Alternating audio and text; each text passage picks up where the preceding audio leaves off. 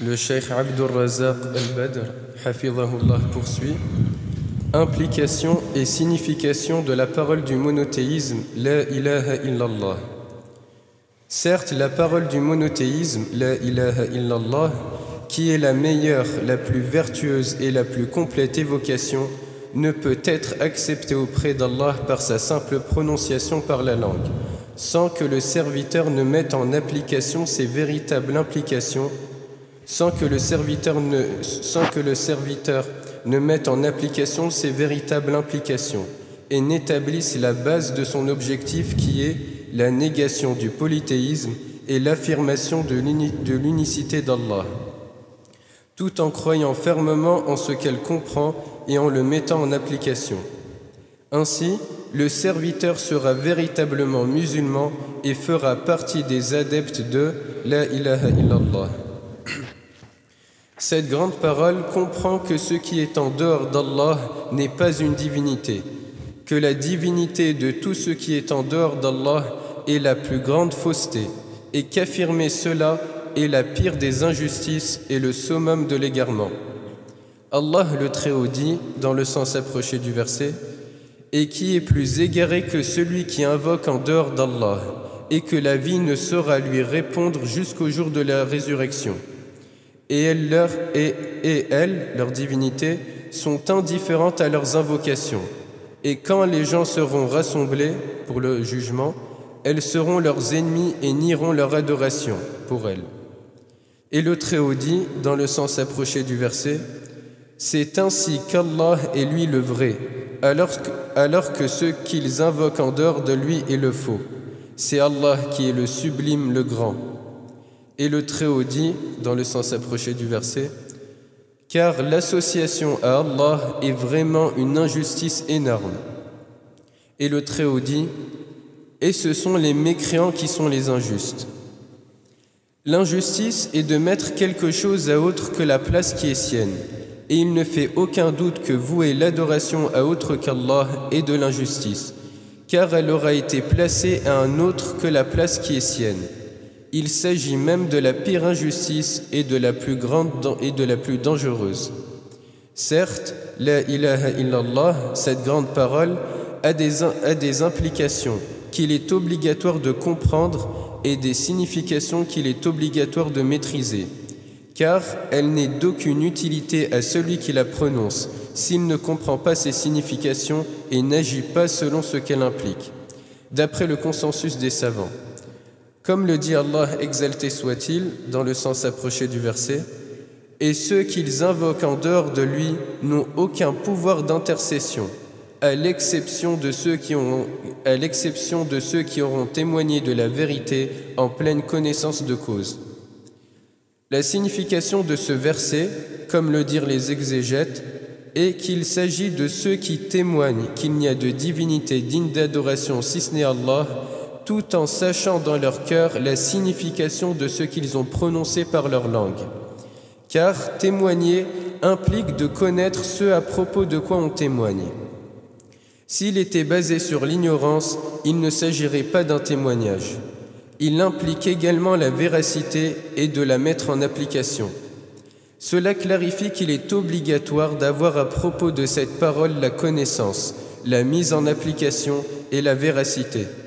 C'est par la science que le serviteur sera sauvé de la voie des chrétiens qui agirent sans science. C'est par l'action qu'il sera sauvé de la voie des juifs qui avaient la science mais ne la mirent pas en application. C'est par la véracité qu'il sera sauvé de la voie des hypocrites qui font paraître ce qui n'est pas dans leur fort intérieur. Ainsi, il fera partie des adeptes du droit chemin d'Allah, ceux qu'Allah a comblés de ses bienfaits et non de ceux qui ont encouru sa colère, ni des égarés. En résumé, la ilaha illallah n'est utile qu'à celui qui connaît ce qu'elle implique comme négation et affirmation, croit en cela et le met en application. Quant à celui qui la prononce et la met en application en apparence sans y croire, il s'agira d'un hypocrite. Et celui qui la prononce et commet ceux qui s'y opposent et en divergent, comme le polythéisme, est un mécréant. tout comme l'est celui qui la prononce et apostasie de l'islam pour avoir rejeté une de ses implications et un de ses droits.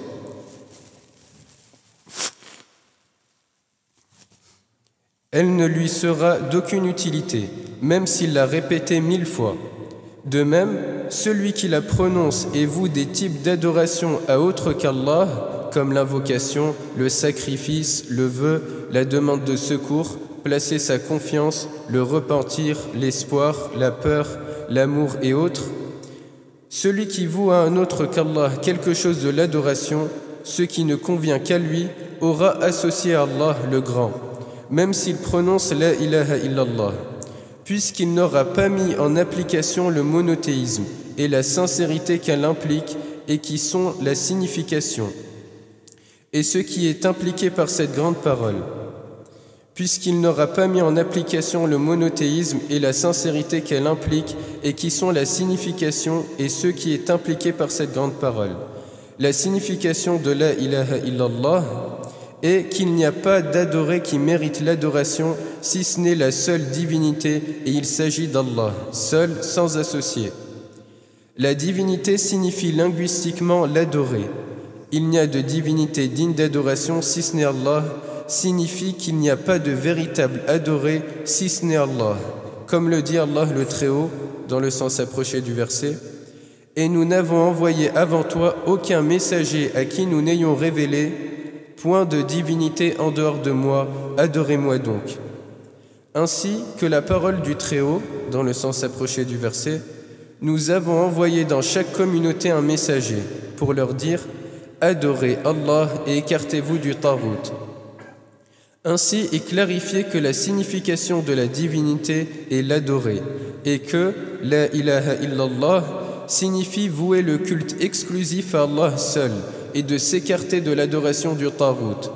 C'est la raison pour laquelle, lorsque le prophète sallallahu alayhi wa sallam dit aux mécréants de Quraysh, dites la ilaha illallah, ils dirent, dans le sens approché du verset, réduira-t-il les divinités à un seul Dieu? Voilà une chose vraiment étonnante. Le peuple de Houd dit à son prophète, lorsqu'il leur dit, dites, il n'y a de divinité digne d'adoration si ce n'est Allah, ils répondirent, dans le sens approché du verset, es-tu venu à nous pour que nous adorions Allah seul et que nous délaissions ceux que nos ancêtres adoraient? Ils dirent cela alors qu'il les appelait à la ilaha illallah, parce qu'ils avaient compris que la signification de cela est de nier la divinité de tout ce qui est en dehors d'Allah et de l'affirmer à Allah seul, sans associer. La ilaha illallah comprend donc une négation et une affirmation. Elle nie la divinité de tout ce qui est en dehors d'Allah le Très-Haut, tout autre qu'Allah parmi les anges et les prophètes, alors que dire de ceux qui leur sont inférieurs? Ne sont pas des divinités et ne possèdent rien de l'adoration. Et elle affirme la divinité à Allah seul, c'est-à-dire que le serviteur n'adore pas autre que lui, c'est-à-dire qu'il ne se tourne pas vers cela pour quelques adorations que ce soit, ce qui signifie l'attachement du cœur à cela qui implique se tourner vers elle par un type d'adoration, comme l'évocation, le sacrifice, le vœu et autres. De nombreux textes du noble Coran expliquent la signification de la parole du monothéisme, la ilaha illallah, et clarifient ce qui est voulu par elle. En fait partie la parole d'Allah le Très-Haut, dans le sens approché du verset, et votre divinité est une divinité unique, pas de divinité à part lui, le tout miséricordieux, le très miséricordieux. Et la parole du Très-Haut, dans le sens approché du verset, il ne leur a été commandé, cependant, que d'adorer Allah, lui vouant un culte exclusif. Et le Très-Haut dit, dans le sens approché du verset, « Et lorsqu'Ibrahim dit à son père et à son peuple, « Je désavoue totalement ce que vous adorez, à l'exception de celui qui m'a créé, car c'est lui en vérité qui me guidera. » Et il en fit une parole qui devait se perpétuer parmi sa descendance. Peut-être reviendront-ils. Le Très-Haut rapporte l'histoire du croyant mentionné dans la sourate Yassine, dans le sens approché du verset, « Et qu'aurais-je à ne pas adorer celui qui m'a créé, et c'est vers lui que vous serez ramenés. Prendrai-je en dehors de lui des divinités? si le tout miséricordieux me veut du mal, leur intercession ne me servira à rien, et ils ne me sauveront pas. Je serai alors dans un égarement évident.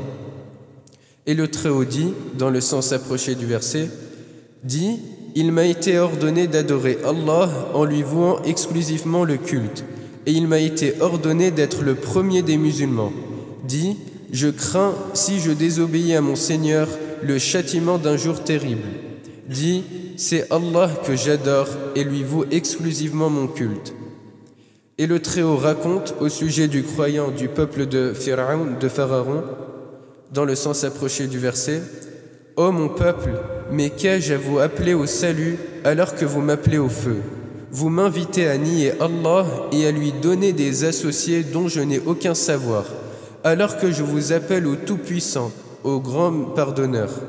Nul doute que ce à quoi vous m'appelez ne peut exaucer une invocation ni ici-bas, ni dans l'au-delà.